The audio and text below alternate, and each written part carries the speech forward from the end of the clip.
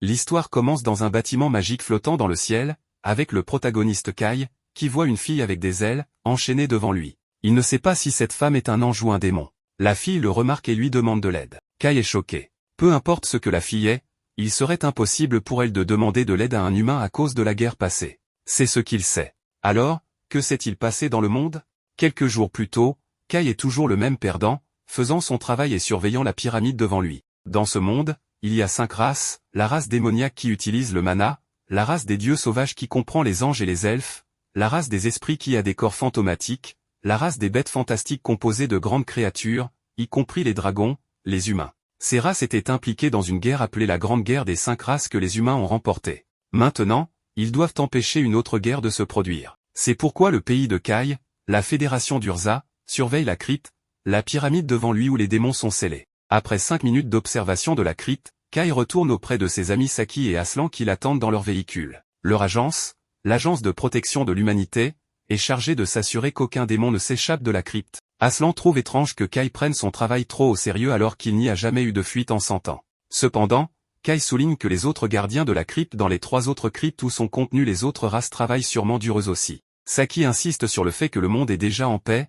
mais Kai ne veut toujours pas baisser sa garde. Plus tard, dans leur ville de Vishar, dans leur quartier général, Kai passe la journée à s'entraîner au combat contre des créatures de type bêtes fantastiques. Il évite leurs énormes pieds et les frappe avec ses coudes. Cependant, quand le dragon se rapproche pour le combattre, Saki voit cela et éteint rapidement la machine. Elle réprimande alors Kai pour être si imprudent à l'entraînement, mais Kai argue que cela ne signifiera rien s'il ne se pousse pas au-delà de ses limites. L'objectif de Kai est de devenir comme le prophète Sid, le héros de l'humanité dans la Grande Guerre passée. Il est celui qui a vaincu les 4 autres héros, l'impératrice noire Vanessa de la race démoniaque, le maître des anges Alfreya, la souveraine des esprits Rikujan Kyoko, et l'empereur des Crocs-Rétiais. Sid les a tous vaincus avec l'épée que lui a donnée la déesse de la prophétie, Azura Soraka. Après leur discussion, Saki s'approche d'Aslan qui est toujours allongé là où le dragon l'a frappé pendant l'entraînement. Saki demande ensuite aux 2 garçons quel est leur cadeau pour leur autre ami Jean qui obtient une promotion. Malgré ses 17 ans, Jean est déjà promu à leur siège social dans la capitale, Urza.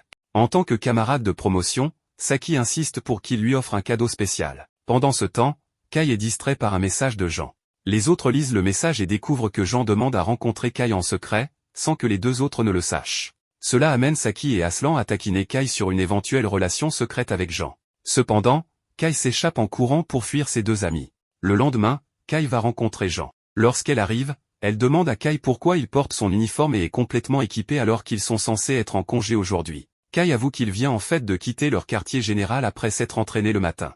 Ils se dirigent ensuite vers leur mission, faire du shopping. Jean regarde les bijoux dans la vitrine d'un magasin et révèle à Kai qu'elle prévoit d'offrir un cadeau à Saki et Aslan. Elle sait déjà qu'il prévoit de lui offrir un cadeau, alors elle veut leur offrir quelque chose en retour, car ils pourraient ne plus jamais se revoir. Kai souligne que le déploiement de Jean ne dure que 2 ans et qu'elle peut revenir ensuite, mais Jean rétorque qu'à ce moment-là, Aslan et Saki auront aussi terminé leur déploiement et retourneront à la vie civile. Jean est triste que, parmi leur groupe, seuls elle et Kai soient assez sérieux pour continuer leur carrière à l'agence. Kai remonte le moral de Jean en lui rappelant que son objectif est toujours de surpasser son père, le chef du quartier général d'Urza. Après cela, ils reprennent leur shopping, vérifiant de nouveaux sacs, la mode, et partageant un repas ensemble. Après avoir acheté tout ce dont ils ont besoin, Jean remercie Kai de l'avoir accompagné. En attendant pour traverser la rue, ils commencent à parler de leur passé. Enfant, Kai est tombé accidentellement dans une crypte de démons. À ce moment-là, il avait l'impression de tomber dans un puits de ténèbres entouré de démons, mais il a vu une épée brillante qui ressemblait étrangement à l'épée de Sid. Quand il est revenu et a raconté ce qui s'était passé, personne ne l'a cru. C'est à ce moment-là que Kai a décidé qu'il devait garder la crypte. Jean change alors de sujet et demande à Kai ce qu'il pense de l'avenir. Kai est confus car ils ont déjà parlé du retour de Jean après 2 ans, mais Jean clarifie qu'elle pense à plus long terme. Elle s'arrête de marcher et sourit à Kai. Elle était sur le point de lui poser une question lorsque Kai remarque que tout autour de lui commence soudainement à se brouiller. Il essaie de tendre la main vers Jean, mais une voix désincarnée en arrière-plan annonce que la renaissance du monde commence. Tout devient noir. En un clin d'œil, le monde autour de Kai se transforme en un lieu post-apocalyptique. Jean et les autres humains disparaissent, laissant Kai se demander comment il s'est retrouvé ici. Soudain, il entend un bruit derrière lui et, en se retournant, il voit un démon ailé gigantesque sortir et lancer une attaque magique contre Kai, le détectant comme un humain. Kai se défend de l'attaque magique en utilisant sa valise comme bouclier et s'équipe rapidement de son pistolet épée, spécialisé dans les combats rapprochés et à distance. Il tire une balle annulant la magie sur le cercle de lancement du démon, dispersant ainsi sa magie. Cela fait réaliser au démon que cet humain pourrait s'avérer dangereux, il lance alors sa prochaine attaque magique sous Kai pour le surprendre. Cependant, avec ses mouvements rapides, Kai évite cette attaque et charge directement vers le démon. Il frappe d'abord le démon avec son épée, puis tire plusieurs coups de feu qui enflamment le démon. Avec cette série de mouvements, Kai vainc le démon et devient fier de lui-même car c'était son premier vrai combat en dehors des simulations d'entraînement. La balle que Kai a utilisée pour enflammer le démon est appelée la décharge draconique, qui réplique le souffle de feu d'une bête fantastique, ce qui explique son efficacité contre le démon. Kai commence à croire en sa capacité à affronter seul les démons, mais sa confiance s'effondre lorsqu'un autre démon apparaît devant lui demandant comment un simple humain comme lui a pu battre un démon. Kai demande au démon comment il parle si bien la langue humaine, et le démon explique qu'il a appris la langue uniquement pour donner des ordres aux humains, révélant que dans ce monde, les démons ont réduit en esclavage les survivants humains. Ce démon ne veut pas que Kai devienne son esclave car il réalise que Kai est un individu dangereux, alors il lance un cercle magique pour éradiquer cette nuisance.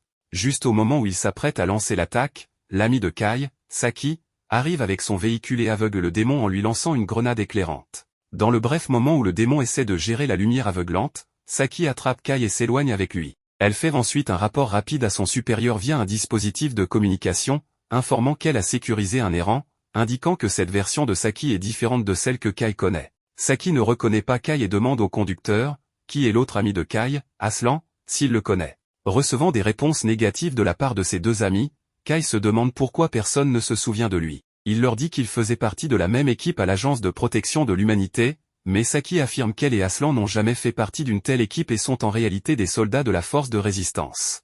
Kai ne connaît pas la force de résistance et demande à Saki de quoi il s'agit. Elle trouve incroyable que ce gars qui est apparu de nulle part n'ait aucune idée de la force de résistance et elle est encore plus étonnée lorsque Kai prétend ne rien savoir de ce monde. Aslan suppose que Kai souffre d'une perte de mémoire, alors il lui parle de ce monde, évoquant la grande guerre des 5 races où la race humaine a fini par perdre il y a 30 ans.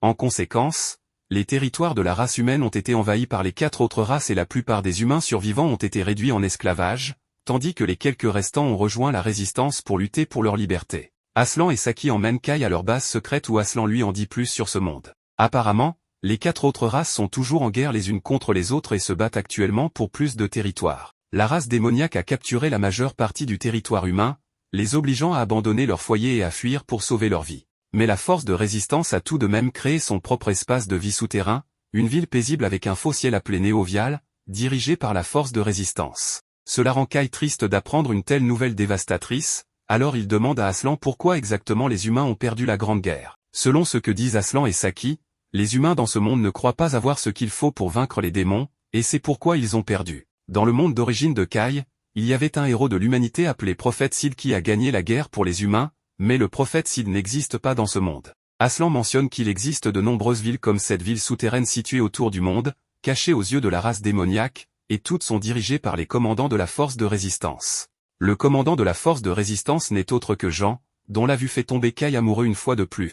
Jean vient voir Aslan et Saki avec ses forces, les remerciant pour leur service comme toujours. Elle voit un nouveau gars derrière elle et apprend de Saki qu'il a été trouvé à la surface avec ses souvenirs disparus. Jean fait confiance à Aslan et Saki pour pouvoir aider Kai seul, alors elle les quitte, mais Kai l'arrête en lui demandant si elle ne se souvient pas qu'ils sont allés faire du shopping il y a quelques minutes. Il mentionne également que Jean cherchait un cadeau pour Saki et Aslan avant de partir Urzac, mais Jean ne se souvient de rien et suppose que ce gars a perdu la tête, alors elle s'en va. Pourtant, Kai continue de prétendre qu'il la connaît et mentionne son rêve de surpasser son père en lui demandant pourquoi elle fait semblant d'être un homme. Le subordonné de Jean, Farline, arrête Kai pour qu'il n'insulte plus son leader et lui dit de se ressaisir avant de partir. Aslan et Saki disent également à Kai d'arrêter s'il ne veut pas être puni et le ramènent chez eux pour qu'il puisse se reposer correctement et clarifier ses pensées. Plus tard dans la nuit, Kai lit l'histoire de ce monde mais ne trouve aucun enregistrement de lui ou du prophète Sid, se demandant pourquoi aucun d'eux n'existe ici. Il parcourt les pages des archives du monde et découvre que la crypte utilisée pour sceller les autres races existe toujours. Le lendemain, il demande à Saki à propos de la crypte, qui prétend ne pas être familier avec ce terme, alors il décide d'aller inspecter l'endroit seul. Il commande à Aslan de lui donner son appareil de communication et part seul. Utilisant leur appareil de patrouille, il atteint l'emplacement de la crypte et découvre que le sceau de la crypte est ouvert. Il entre alors dans le chemin menant à l'intérieur du sceau et trouve commodément une épée lumineuse à l'intérieur qu'il reconnaît comme étant l'épée que le prophète devait utiliser pour vaincre les 4 autres races. Bien sûr, il prend l'épée légendaire pour lui et est instantanément transporté à un endroit dans les cieux où une fille ressemblant à une humaine avec des ailes moitié démon et moitié ange est enchaînée. Voyant Kai, la fille éclate en larmes et le supplie de la libérer de ses chaînes.